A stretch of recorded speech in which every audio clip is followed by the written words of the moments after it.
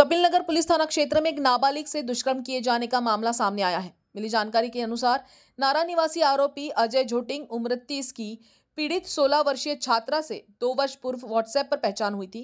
तब से उनकी बातचीत जारी थी। नाबालिग घर में अकेली थी, तभी अजय ने वहां आकर शादी का झांसा देकर नाबालिग से शारीरिक संबंध बनाए। ये बात किसी को बताने पर पिता को जान से मारने की धमकी दी। वहीं नाबालिग द्वारा परिजनों को बताने पर इस मामले की शिकायत कपिल नगर पुलिस स्टेशन में दर्ज की गई।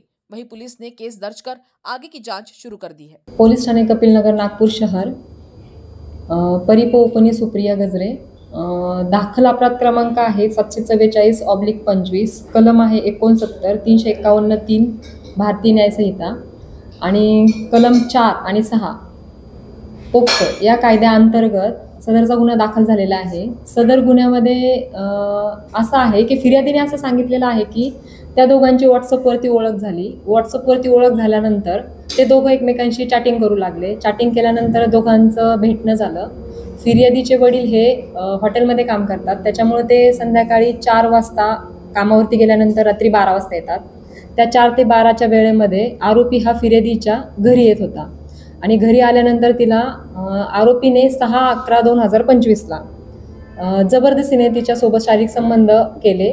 फिर्यादी त्याला नकार देत होती, परंतु त्याने जबरदस्तीने तिच्यासोबत शारीरिक संबंध केल्यामुळे फिर्यादी रडू लागली। मग तो म्हटला की मी तुझ्याशी लग्न करणार आहे, त्याच्यामुळे तू रडू नको आणि तू जर कोणाला जर ही गोष्ट सांगितली किंवा पोलिसांना जर सांगितली तर मी तुझ्या वडिलांना मारून टाकेल, अशी त्याने त्याला धमकी दिली।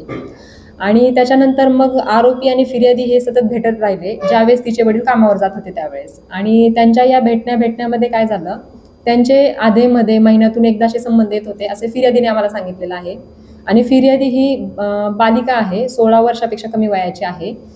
फिर्यादीला या गोष्टींबद्दल समज नाहीये, नक्की आपल्यासोबत काय घडते हे फिर्यादीला कळत नाहीये।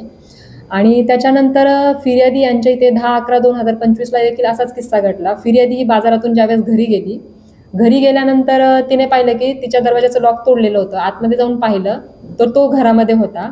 त्यावेळेस फिर्यादीसोबत कोणीच नव्हतं। आरोपी घरामध्ये होता। फिर्यादी आरोपीसोबत बोलली, तू इथे काय करतोय? तर आरोपी बोलला, तू माझ्यासोबत का बोलत नाहीयेस? मी तुझ्या पाठीमागे येतोय सारखा, मी तुझ्याशी लग्न करणार आहे। आणि फिर्यादी हे बोलत असताना फिर्यादीची काकू आणि तिचा मुलगा हा बाहेरून आतमध्ये घरामध्ये आल्यानंतर फिर्यादीने घराच्या वरती चढून खाली उडी मारून आरोपी तिथून पळून गेला। आणि त्याच्यानंतर जर आपण पाहिलं तर कपिल नगरला 11/11/2025 हा गुन्हा दाखल झालेला आहे। 10/11/2025 फिर्यादी तिच्या काकूसोबत रिपोर्ट देण्यासाठी पोलीस ठाणे कपिल नगर येथे आली।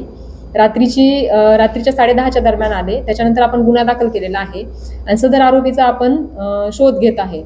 सदर गुन्ह्याचा तपास हा माननीय पोलिस यांच्या अध्यक्षतेखाली मार्गदर्शनामध्ये आपण सदर गुन्ह्याचा तपास करत आहोत। पोलीस ठाणे कपिल नगर येथील तपास पथक सदर आरोपीचा हा शोध घेत आहे। आम्ही सदर आरोपीचा शोध घेत आहे। पूर्ण जरीपटका एरिया, कपिल नगर एरिया ह्या संपूर्ण एरियामध्ये आरोपीचे CDR आहे, SDR आहे, सर्व लोकेशन घेत आहोत। आरोपीच्या आसपासचे जवळपासचे मित्र वगैरे सर्वांशी बोलणी चालणी व त्यांच्याकडनं आपण सगळ्या घटनेविषयी माहिती घेत आहोत। आरोपीचं सध्याचं लोकेशन कुठं असेल याच्याविषयी आपण माहिती घेत आहोत।